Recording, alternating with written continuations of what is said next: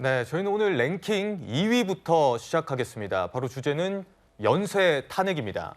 윤석열 대통령에 대한 탄핵 심판 선고가 사실상 4월로 넘어가면서 민주당에서 초강경 플랜을 들고 나왔습니다. 이른바 최후의 카드 4가지를 들고 나온 건데요. 저희가 민주당의 전략을 집중 분석해 보기 위해서 그래픽을 준비해봤습니다. 이 4가지 카드 중에 저희가 지금 살펴보는 게 연쇄 탄핵입니다. 어제 초선 의원들이요, 기자회견을 열고 직무복귀한 한덕수 권한대행에 대한 재탄핵을 시사하고 국무위원에 대한 연쇄 탄핵까지 거론했습니다. 내일 모레까지 마 재판관을 임명하지 않는다면 우리 국회는 아무것도 따지지 않겠습니다. 바로 한 권한대행에 대한 재탄핵 절차에 들어가겠습니다. 모든 국무위원에게도 똑같이 경고합니다. 이후 권한대행으로 승계될 경우 마은혁 재판관을 즉시 임명하십시오. 그렇지 않을 경우 마찬가지로 우리 국회는 아무것도 따지지 않겠습니다. 즉시 탄핵하겠습니다. 네, 그러니까 한덕수 권한대행에 대한 재탄핵은 물론이고요, 이 국무위원 전원 탄핵까지 거론한 상황입니다. 이런 상황에서 박지원 의원도 정부를 좀 무력화시킬 수 있다는 그런 취지의 이야기를 또 했었는데요. 박지원 의원의 이야기. 정족수 미달로 아무런 결정을 못하는 정부를 만들 수밖에 없다. 이런 식으로 얘기를 했습니다. 홍 전 의원님. 네. 그렇기 때문에 지금 민주당에서는 계속 국무위원들을 탄핵을 시켜서 국무회의를 좀 무력화시키고, 그래서 최종적으로는 뭐 우원식 의장이 임명권을 행사하는 방안, 그런 시나리오까지 얘기가 되고 있다면서요? 예, 저는 민주당에서 뭐 설마 그렇게까지 하겠나 하는 어떤 그런 생각을 갖고 있습니다. 그런데 만약에 이제 이런 식으로 이제 진행이 된다면 정말 국가 기능이 이제 마비되는 것이죠. 지금 대법원 판례에 따르면 국헌 문란 행위라는 어떤 정의를 일정 기간, 상당 기간 동안 국가의 어떤 기능을 마비시키는 것이라고 정의를 하고 있는데, 이런 식으로 따지면 이런 행위야말로 국헌 문란 행위이자 내란 이제 의회 구테타입니다. 저는 정말 그 민주당이 제발 정신을 정말 똑바로 차려서 이런 시도를 저는 하지 않기를 바라는데, 그런데 그렇다고 해가지고 또 민주당이 의도대로 되는 것도 아닙니다. 왜냐하면 지금 한덕수 권한대행을 중심으로 해서 예를 들어서 국무위원을 뭐 연쇄 내지는 동시 탄핵을 통해서 국무회의를 못하게 하면은 민주당이 추진했던 예를 들면 헌법재판소법 뭐 어떤 그 개정안이라든지 이런 어떤 법에 대해서 뭐 거부권을 행사하지 못하는 건 맞는데, 그렇다고 하더라도 헌법재판관 임명을 그러면은 우원식 의장이 할 수 있느냐? 못합니다. 임명권은 대통령이, 즉 행정부가 하는 겁니다. 그렇기 때문에 이런 식으로 한다는 것은 목적도 달성하지 못할 뿐만 아니라 국가 기능 마비를 통한 그 비판은 온전히 지금 민주당에게 갈 수밖에 없다. 이런 점을 좀 명심했으면 좋겠습니다. 그러니까 지금 홍 전 의원님이 주신 말씀은 이제 연쇄 탄핵을 하게 되면 국가 기능 마비다, 이런 얘기를 해주셨어요. 근데 성춘 부의장님. 근데 지금 이제 초선 의원들이 주장을 한 거잖아요. 그렇기 때문에 이 지도부에서도 정말 내일까지 한덕수 권한대행이 임명을 하지 않는다면 이 탄핵을 하는 건지, 이게 궁금하거든요. 지금 최종 결정된 건 없는데 모두 다 열어놓고 이야기하겠다는 겁니다. 열어놓고요? 한덕수 권한대행이 지금 마은혁 재판관을 임명하지 않고 있는 상황이, 제가 뭐 지난주에도 여기서도 말씀드렸던 것 같은데 매우 심각한 상황이거든요. 2월 27일 날 헌법재판소가 위헌이다라는 판결을 내려줬음에도 불구하고 한 달이 지난 지금 이 시점까지도 그걸 이행하고 있지 않습니다.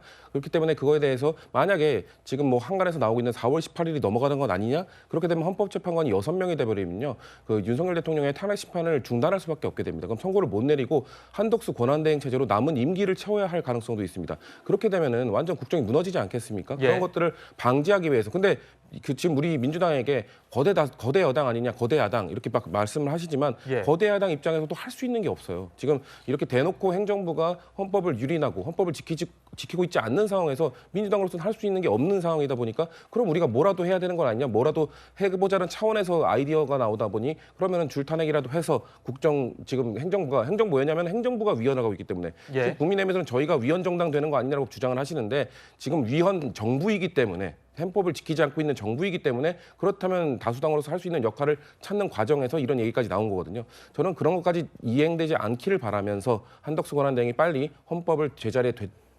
돌려놓기를 말씀드리고 싶습니다. 알겠습니다. 그런데 이 부분도 하나 좀 짚어봐야 될 것 같은 게요. 최진봉 교수님. 이게 한덕수 대행 탄핵 심판이 좀 기각이 되면서 사실상 뭐 9대0 뭐 줄탄핵 기각이 됐는데 그렇기 때문에 이 당내에서도 역풍을 우려하는 좀 목소리들이 있는 것으로 알고 있거든요. 최민희 민주당 의원도 한덕수 탄핵하면 안 된다고 의원 다수가 공격을 했다.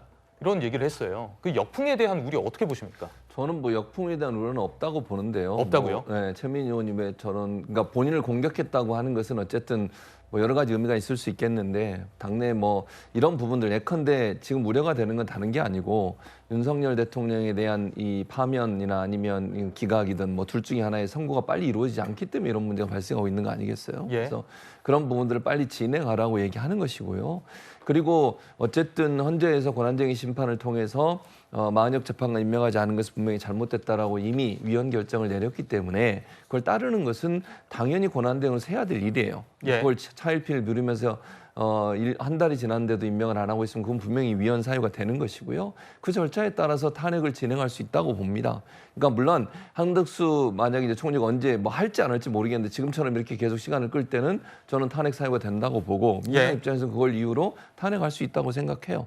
또 다음에 되는 분이 또 어떤 결정을 할지 모르겠죠. 이런 절차적으로 따라가는 것이지 뭐 지금 무슨 뭐 마치 모든 국무위원들을 다 탄핵한다 이렇게 전제를 깔고 얘기할 문제는 아닌 것 같고 예. 이게 절차대로 안 했을 경우에 거기에 대한 대응을 해가는 방법으로 민주당이 추진하는 것이니까 그건 절차대로 진행될 거라고 생각합니다. 알겠습니다.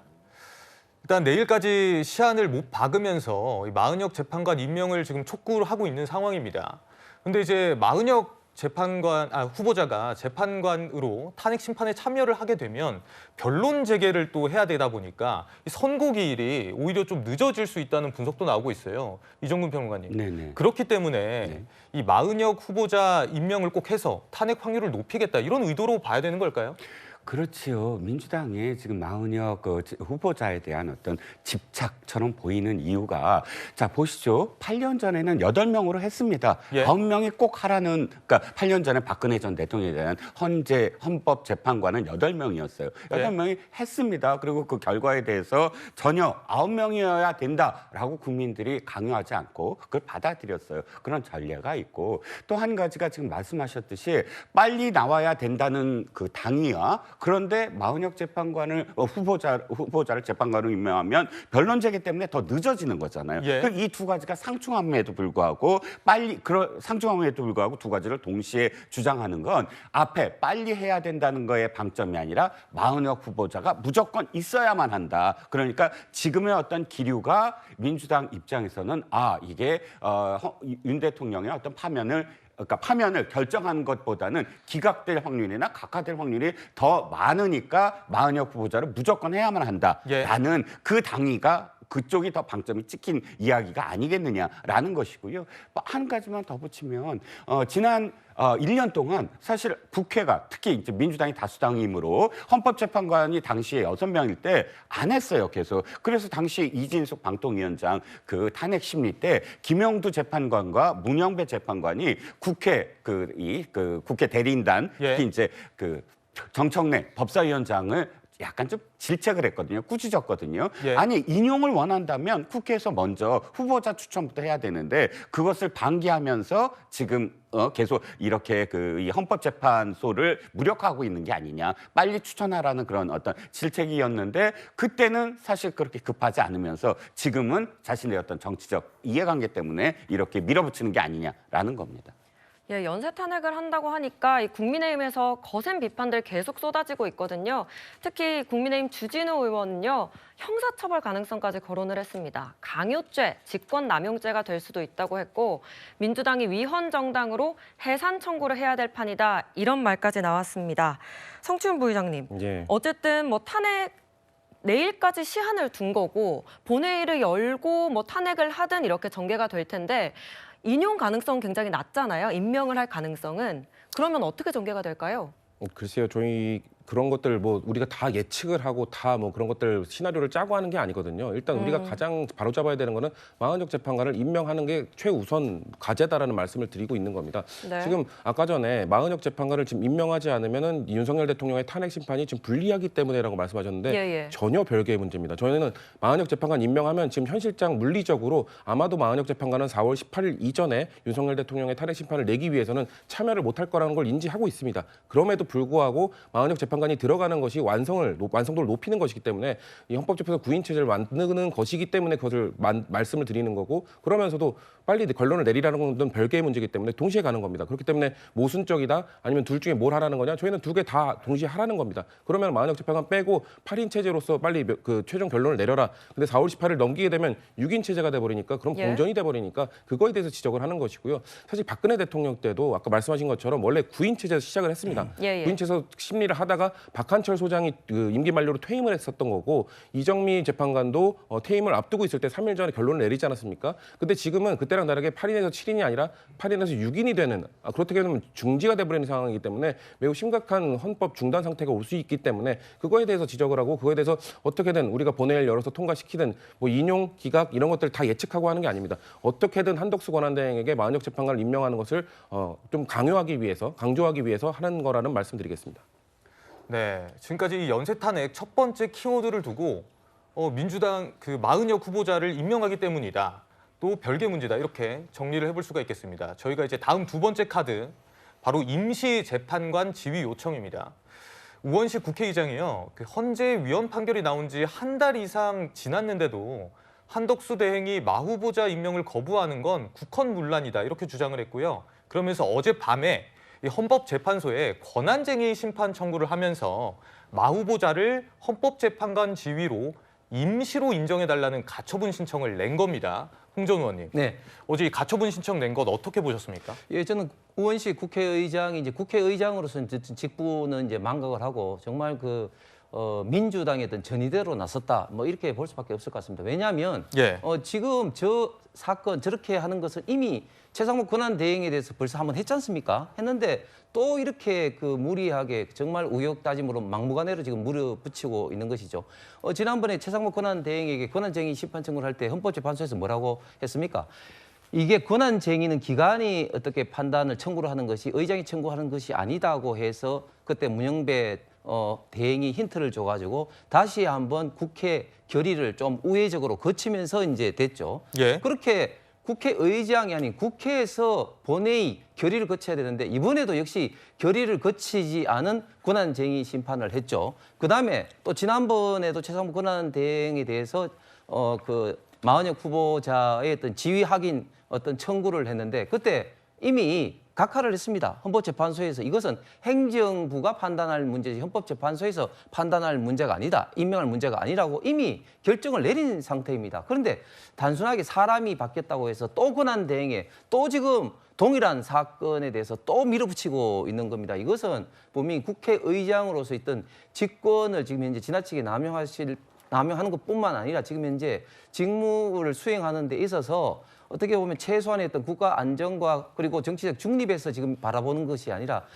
지금 현재 민주당의 입장에서만 지금 현재 하고 있다 이렇게 보여집니다. 네, 그러니까 지난번 최상목 부총리를 상대로 권한쟁의 심판과 가처분 신청을 제기를 했을 때 이 가처분 신청회 같은 경우에는 각하가 됐다는 겁니다. 그렇기 때문에 최진봉 교수님, 지난번에 각하가 됐는데 이번에도 우 의장이 이번에 좀 가처분 신청을 제기한 건 어떤 이유라고 봐야 되겠습니까? 아마 이제 그때는 그 이유가 이거예요. 재판관 지위를 가진 것으로 간주해 달라고 이제 그렇게 요청을 한 것 같아요. 그게 이제 각하가 된 거죠. 그래서 이거는 이제 위헌 행위냐 아니냐의 문제가 아니라 헌재가 이런 권한을 갖고 있느냐 아니냐 문제로 결정이 난 것 같아요. 예. 이번에 이제 임시적으로라도 재판관의 지위를 부여해 달라고 요청을 한 거니까 다른 방법을 통해서도 헌재가 판단을 해줄 수 있도록 요청을 다시 한번 한 거죠. 다른 방법이다? 예, 저는 그렇게 봐요. 그러니까 임시로 재판관 왜냐하면 정식적으로 임명 임명되기 전에 구인 체제가 운영될 수 있도록 헌재가 그렇게 좀 해달라고 하는 요청이라고 보고요. 물론 헌재가 어떤 결정을 할지 알 수가 없죠. 이제 뭐 국회의장이 저걸 요청했더라도 헌재가 받아들일 수도 있고 안 받아들일 수도 있고 똑같이 각하 결정을 내릴 수도 있는 것이니까. 그러나 국회의장 입장에서는 국회를 대표하는 기관의 장이잖아요. 권한쟁의 심판도 그래서 국회의장이 할 수 있는 것이고 또 권한쟁의 심판 지난번에 권한쟁의 심판을 했던 주체도 국회예요. 민주당이 아니고. 그러니까 우원식 의장은 국회를 대표하는 국회의장이고 국회의장이 행정부가 국회의 권한을 침해했다고 해서 권한쟁의 심판을 한 것이고요. 그러니까 민주당과 관계없이 이건 국회 차원에서 한 것이고 그것이 잘못됐다고 판단이 나왔기 때문에 그걸 어떤 방식으로 실현할 거냐는 문제에서 다시 한번 헌재에게 판단을 해달라고 임시재판관 지위를 부여해달라고 요청한다고 보여집니다.